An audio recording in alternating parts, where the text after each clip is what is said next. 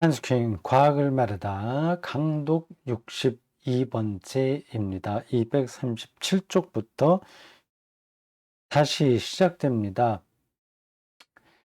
제5부 2장으로 정신의 발달을 따라가고 있습니다. 인간 정신도 처음부터 이렇게 완성된 게 아니라 뭐 지금도 완성이라고 할 수는 없죠. 발달한 건 분명하지 않습니까? 어린아이들이 그렇고 보니까 한 개체 인간의 이 성장이 인류 전체의 그 오랫동안에 걸친 진화와 거의 비슷합니다. 어린아이도 그 신체적으로 위태로웠다가 점점 크면서 자라면서 두 발로 걷게 되고 뛰어다니고 여러 가지 아 그 운동의 능력을 발휘할 수 있지 않습니까? 또 정신도 마찬가지예요. 어린아이들은 이성적인 판단이나 논리적인 생각 뭐 그런 것들은 좀 약하죠. 네, 자라면서 정신도 이렇게 풍성해지는 게 분명한 것 같습니다. 근데 이 육체와 정신을 옛날에는 완전히 다른 것처럼 분리해서 인간을 보려고 하는 경향이 많았는데 지금은 그렇지 않다. 그러니까 통합으로 가고 있다. 예. 근데 문제는 인제 기독교 신학이 오랫동안 예 그 육체 보다도 영혼 구원을 많이 얘기했기 때문에 예 약간 이 뭔가 그거를 좀 잘 조절할 필요가 있습니다. 그리고 실제로 육체가 죽으면 없어지는 데 반해서 그렇다고 해서 인간의 영혼도 없어진다 이렇게 말을 하지는 않잖아요. 기독교 교리 안에도 영혼 불멸설이 아직 남아 있습니다. 우리가 죽음이라고 할 때에 그 잠든다고 보통 성경에서 이야기하고 있어요. 그러니까 완전히 멸절되는 게 아니라 예 마지막 생명의 완성에 이를 때까지 잠자고 있다. 그건 메타포죠 그거는. 그렇기 때문에 인간을 볼 때 이 육체와 정신 이 관계는 그렇게 간단하게 해명될 수 있는 문제가 아닙니다. 네 하여튼 지금 음 에 이르러서는 이원론으로는 더 이상 설득력 있는 말을 할 수 없게 돼 있습니다. 이론론을 우리가 받아들이되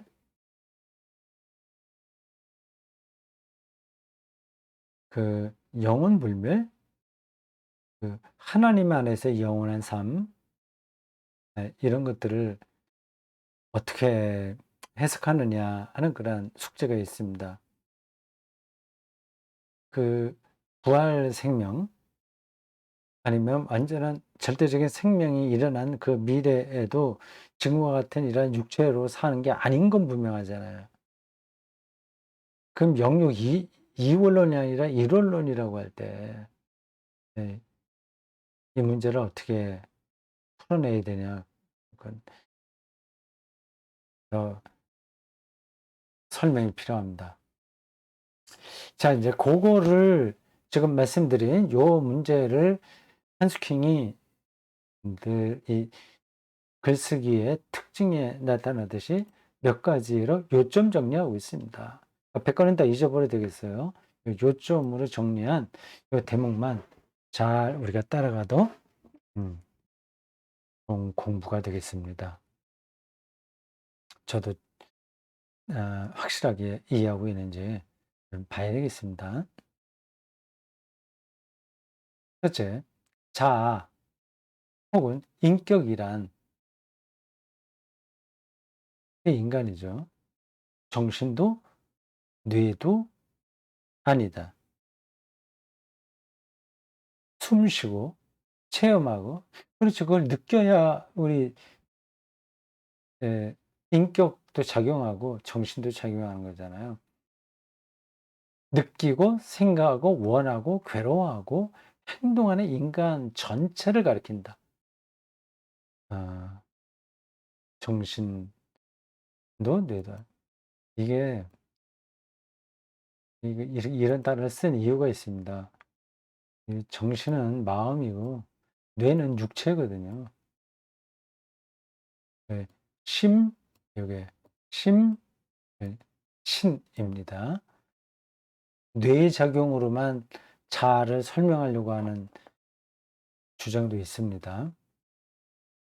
그 하나만이 아니다. 정신이기도 하고 그걸 다 포함한 통일체다. 이렇게 말해야 되죠. 네. 숨 쉬고 체험하고 느끼고 생각하고 원하고 괴로워하고 행동하는 인간 전체를 가리킨다. 여기에 또 의지 행동하려면 의지도 여기에 들어가야 되겠죠. 두 번째 몸과 마음, 뇌와 정신은 그렇죠. 아까 정신과 뇌 나왔잖아요. 그 몸, 그건 뇌를 가리킵니다. 마음, 정신이에요. 몸과 마음, 정신과 뇌와 정신은 늘 동시에 주어지고 심신통일체를 형성한다. 심리학자와 의학자들은 이론과 실제에서 바로 이 점을 중요시한다. 심신통일체로 인간을 봐야 되는 거죠.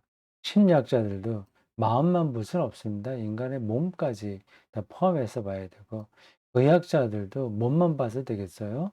거기서 그 마음의 움직임도 봐야 되지 않겠습니까? 요즘 그 신경성 위장 장애 환자들이 많이 있잖아요. 그 의학적으로 위가 건강하기만 하면 될 것 같은데 마음이 거기에 작용한다는 겁니다. 같 같이 봐야죠.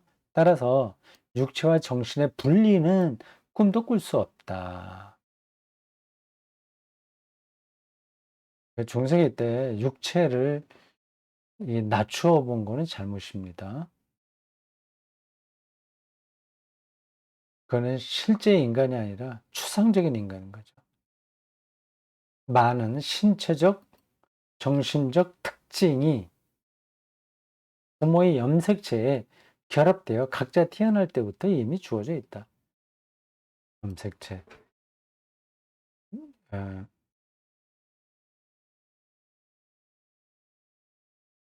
유전 유전하는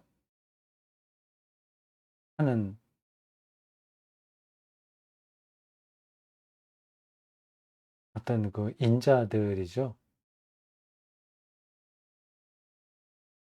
염색체. 유 유전을 가능하게 하는 그 요소들을 총칭해서 염색체라고 하지 않을까요? 이런 또 하나의 그쪽 의학계 전문 용어들도 하도 많아서 대충 단어들을 들어서 조금씩 알고 있지만 그걸 아직 하게 개념 정리하기가 쉽지 않아요. 부모의 염색체에 결합되어 각자 태어날 때부터 이미 주어져 있다. 그렇죠. 그게 이제 어떻게 자녀들에게 유전되냐 하는 거는 더 굉장히 복잡하겠죠. 기계적으로 꼭 똑같이 나타나지는 않잖아요. 어머니, 아버지가 키가 크다고 해서 자녀들 무조건 큰 것도 아니에요. 대체적으로 크긴 하겠지만 할아버지, 할머니는 작을 수도 있고요. 정신 신체적 과정이 모든 의식 상태의 기저가 된다. 기저라고 하는 단어가 앞 강의에서 나왔는데 밑바닥이라는 거죠. 정신 신체적 과정이 모든 의식 상태의 기저가 된다. 신경세포라는 기저체 없이는 정신의 활동도 없다. 신경세포. 그거 없이 우리가 생각할 수 없다는 겁니다. 이건 육체죠. 세포니까요. 참 복잡합니다. 인간이 점점 더 인간에 대해서 아는 게 많아질수록 그 메커니즘이 더 복잡해지는 것 같아요.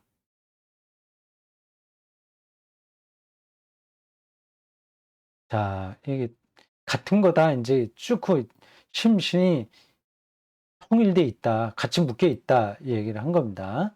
그걸 따로따로 놓고 보면 곤란합니다. 근데 여기까지는 인제 말이 정리가 됐어요.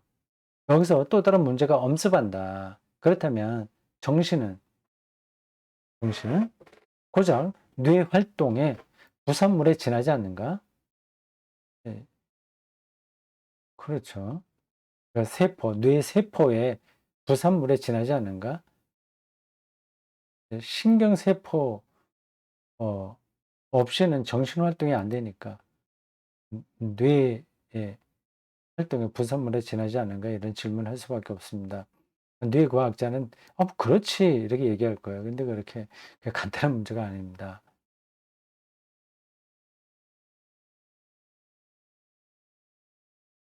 이런 관점으로 인간을 연구하고 또 뭐 유전 관계 의 조작 이런 것들을 하게 된다면 아 인간도 공장에서 뭐 찍어내듯이 만들어지는 날이 오겠죠.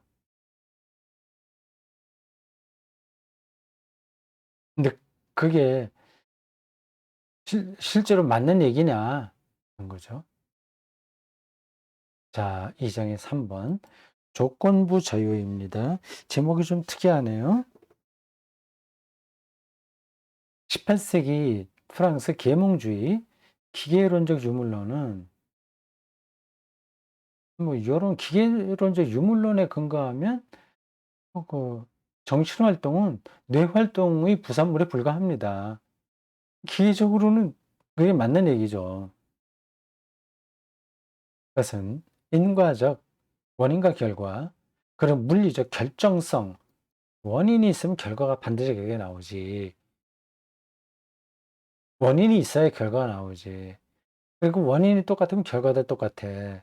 이런 거. 그 물리적 결정성을 전 인간에게까지 확대 적용하기 시작했다. 네.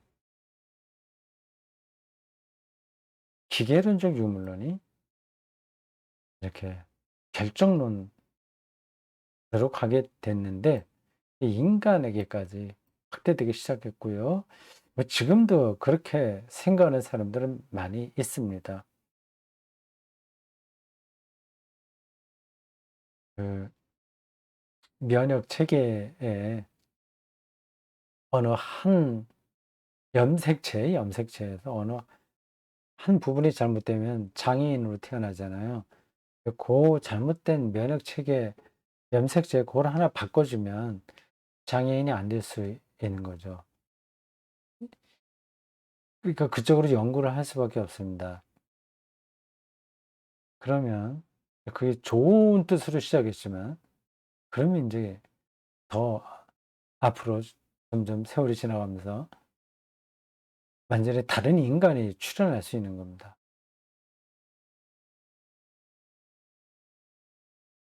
다른 사람보다 키가 2배 큰 사람을 만들어낼 수도 있는 거죠. 그것도 다 면역 체계 유전 유전자 염색체, 염기 서열 뭐 그런 거 숫자 기호 어떤 그런 것들을 바꿔주면 가능한 겁니다. 이른바 줄리앵 드 라메트리의 인간 기계론. 이제 그 다른 사람보다 2배 더 큰 인간을 만들어낼 수 있고 그리고 전부 람보처럼 아주 다른 사람보다 기운이 2배 세고 빠르기도 2배 세고 그래서 거의 그 아 뭐예요? 미국에 있는 격투기 최고 수준에 있는 사람들과 같은 사람들을 만들어낼 수 있는 겁니다. 기계적으로 찍어내는 거죠. 프리드리히 엥겔스와 에른스트 해켈의 영향을 받은 마르크스주의 이론가들도 이 노선을 걸었다. 일부 신경과학자들이 아직도 결정론을 전제하고 있다는 것은 의심할 여지가 없다. 그 원인만 잘 결, 바꿔주면 결과는 똑같이 나온다는 겁니다. 그들은 철학적으로 19세기에 사로잡혀 있고 전제에 대해서는 별로 숙고하지 않는다. 결정론 이거를 이게 과연 맞는지 안 맞는지 생각하지 않는다는 겁니다.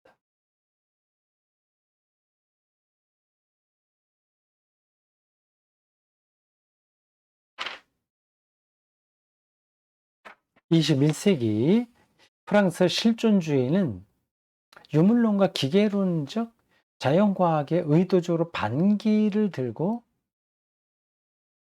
인간을 자유로운 존재로 이해했다. 그 결정론에서부터 벗어나는 거죠. 인간은 자신이 무엇인지 스스로 자유롭게 결정한다. 결정론은 없다. 인간은 자유로운 존재다. 아니, 인간이 바로 자유다. 철학자요, 작가인 장볼 사르트르는 급증적이고 강령적인 초기저서 실존주의는 휴머니즘이다. 유명한 책입니다. 그렇게 두껍지는 않아요. 번역된 책을 옛날에 저도 한번 읽었습니다. 재밌죠? 거기서 이렇게 썼다. 그는 개인의 위험한 자유를 기회이자 동시에 자신의 삶을 스스로 기획하라는 강요라고 여긴다. 이때 요구되는 것은 자의성과 임의성이 아니라 의무와 책임이다. 실존주의 말대로 이제 실존 얘가 직면하는 실존에 모든 것을 걸어두는 거니까 의무와 책임을 강조하게 되죠. 물론 뭐 실존주의라고 해서 다 그런 건 아닌데 사르트는 특별히 그렇습니다. 참여, 현실 참여, 책임 이런 걸 강조합니다. 인간은 늘 온전히 자유롭든지 그렇지 않든지 그 둘 중 하나다. 감옥에 갇혔든 고문을 당하든 인간은 자유로울 수 있다. 결정론하고는 반대되는 겁니다. 자유롭지 못한 거죠. 결정돼 버리면. 이것이 2차 세계대전과 나치 치하의 어둠에서 속에서 태어난 저항의 철학이다. 나치 치하에서. 나치즘은 좀 결정론에 가깝습니다. 우생학을 그쪽에서 들고 나온 이유도 거기 있죠. 좋은 유전자를 후손들에게 물려주면 그 인류의 발전이다. 그렇게 생각하는 겁니다.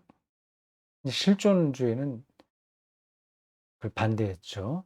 그러나 알제리 전쟁과 베트남 전쟁의 영향을 받아 점차 마르크스주의로 기울면서 그래요? 사르트르가 그랬습니까? 참여 철학자는 이 사르트르를 참여 철학자라고 불러요. 현실 참여죠. 는 스탈린 치하의 소련, 중국, 쿠바 그리고 적군파를 지지했고 예상외네요. 스탈린 전체주의인데 어떻게 그걸 지지할 수 있을까? 본디의 지향을 전면적으로 포기하기에 이르렀다. 아사르테가 그랬습니까? 결정론으로 떨어진다는 건가? 적군파 이거는 반전 운동을 아주 극단적으로 하는 사람들을 가리킵니다.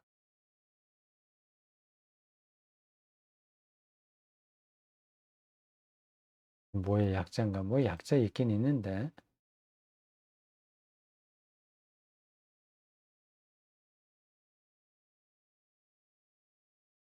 사르트르도 개인의 자유는 늘 특정 상황 속에서만 실현되고 한계에 부딪힌다는 것을 강조했다. 이렇게 해서 좀 자기의 생각을 좀 바꿨군요. 실존적인 자유는 특정 상황에서만 가능하다는 거예요. 하여튼 뭐 복잡합니다.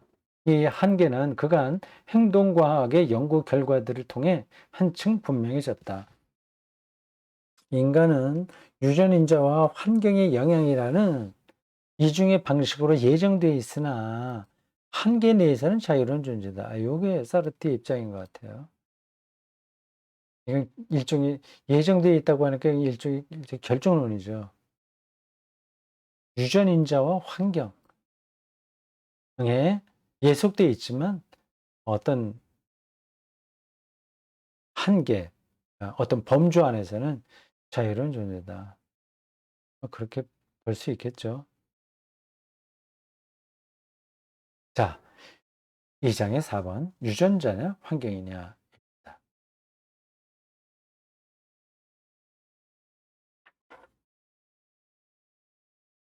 한편으로 인간은 환경의 지배를 받고, 그건 맞죠.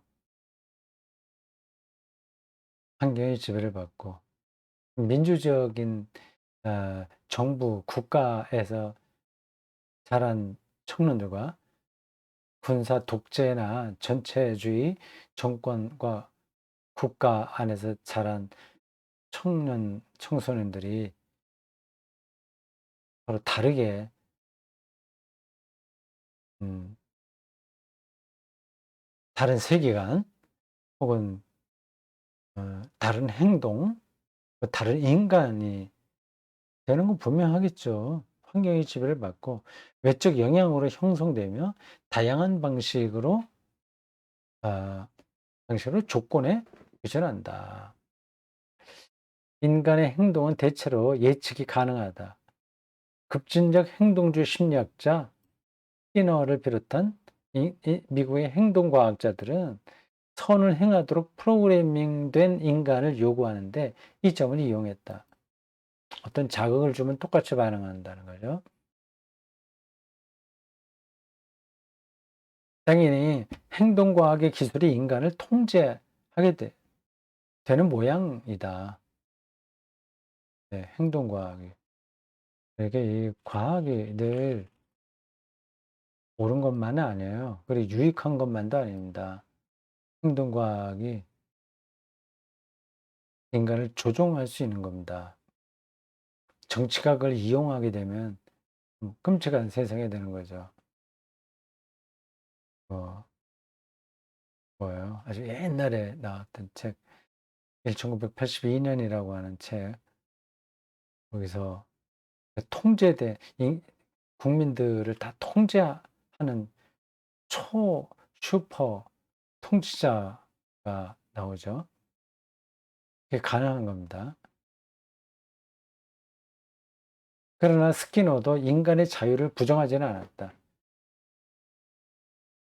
인간이 환경의 지배를 받는 것만 아니고, 받기도 하지만 그것만은 아니고, 전적으로 조건에만 의존하지는 않으며 완벽하게 되지 않는다는 것을 그도 안다.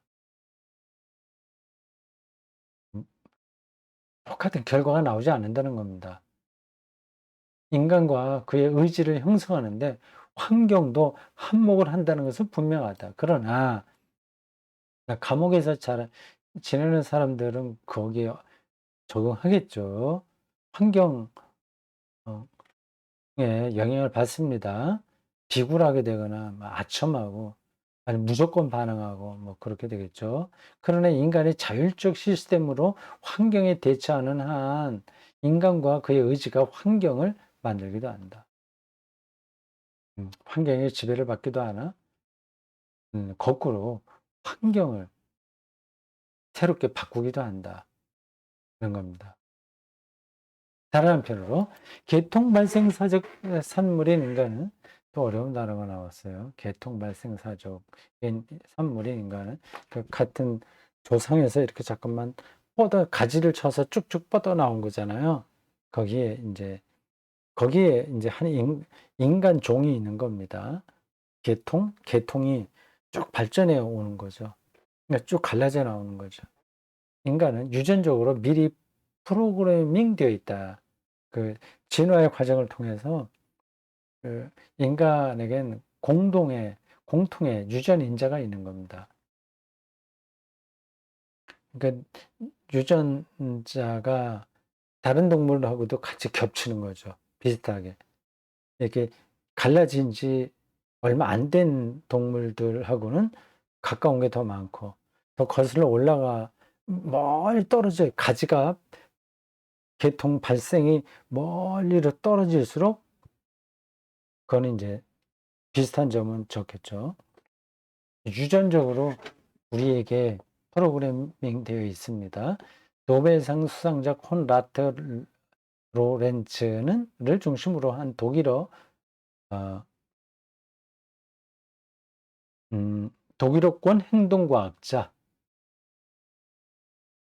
독일어권 행동과학자들은 인간은 행동 유형, 행위 방식, 유전적 프로그램의 반응을 통해 추동되고 통제된다고 강조한다. 개인과 사회의 행태에 기본적으로 중요한 것이 인자다. 유전인자. 뭐 그건 틀린 말은 아닌 것 같아요. 유전인자가 우리의 건강에서도 중요하고요. 이 지능, 이것도 되게 타고나는 거 아니겠습니까? 뭐 저런 걸 부정할 수 없습니다. 여기서도 비교 행동학자들은 스스로 단서를 붙인다. 타고난 것이 결정적인 요인으로 작용하지는 않는다는 거죠. 결정적인 요인은 아니다. 그래서 내가 그저 참고 감수해야 할 불가피한 운명이 아니다. 로렌츠의 제자, 음,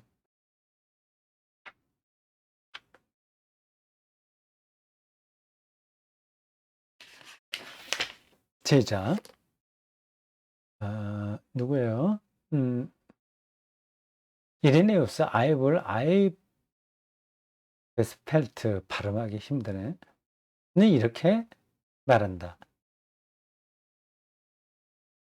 그 각주가 있으니까 그 이름 스펠링을 좀 더 정확하게 봐야 되겠습니다.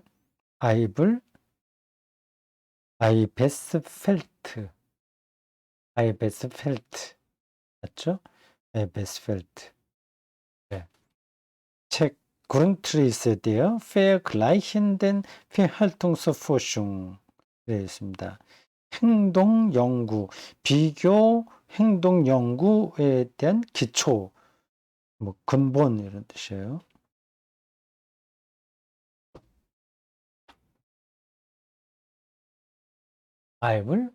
아이베스펠트는 이렇게 말한다. 인간이 학습을 통해서만 결정된다는 일방적인 주장은 틀렸다. 인간이 전적으로 또 미리 프로그래밍 되어 태어난다는 주장도 틀리기는 매한가지다. 그래 인간이 한쪽으로만 이렇게 결정되는 게 아니라는 겁니다. 학습을 아무리 잘해도 잘 안 될 수도 있고요. 그리고 프로그래밍 되어 놨다고 하더라도 달라질 수도 있습니다. 차이가 있죠.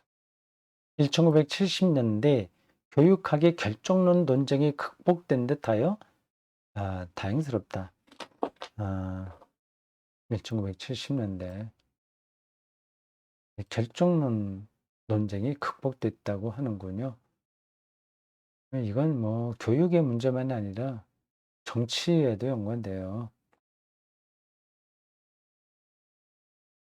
그건 여러분들이 다 생각해 보십시오. 사실 그 양자역학이 얘기하는 불확정성론, 그게 이제 결정론의 극복인 거죠. 물리적 결정론을 넘어서는 게 양자역학의 불확정성론입니다. 10%든 50%든 90%든 인간은 환경이 결정하거나 유전자가 결정한다는 견해를 각자 세계관에 따라 내세우던 시절이 있었다. 어느 사람은 어느 쪽 서로 강조점이 달랐죠. 그러는 사이에 인간은 전체로서 유전자와 환경에 의해 결정된다는 생각이 보편적 공감대를 형성하게 되었다. 이 전체라고 하는 게 중요한 거예요. 환경도 중요하고 유전자도 중요한데 둘 다 중요한 거죠. 그 전체 인격체로서. 그러나 오늘날 심신의 문제를 정신과 뇌의 문제로 첨예화시킨 어떤 과학이 인간의 자유의지 문제를 자유의지 문제, 자유의지 새롭고 극단적인 방법으로 제기하고 나섰다. 신경 생리학적 뇌 연구가 바로 그것이다. 인간의 자유, 어, 그 자유는 어떤 주어진 조건에서 벗어날 수 있다고 하는 거 아니겠어요? 하나님 신앙을 포함하여 그런 것들이 다 뇌의 작용일 뿐이다. 극단적으로 그렇게 작용하는 사람들이 있었던 겁니다. 그들은 이제 극단적인 결정론자들인 거죠. 뇌의 결정론자들. 뇌과학이 그런 방향으로 좀 많이 가고 있어요. 근데 그게 과학적으로 잘 설명해 주면 재미있으니까 일반 사람들은 또 거기에 많이 이렇게 현혹되기도 합니다. 자, 여기까지입니다.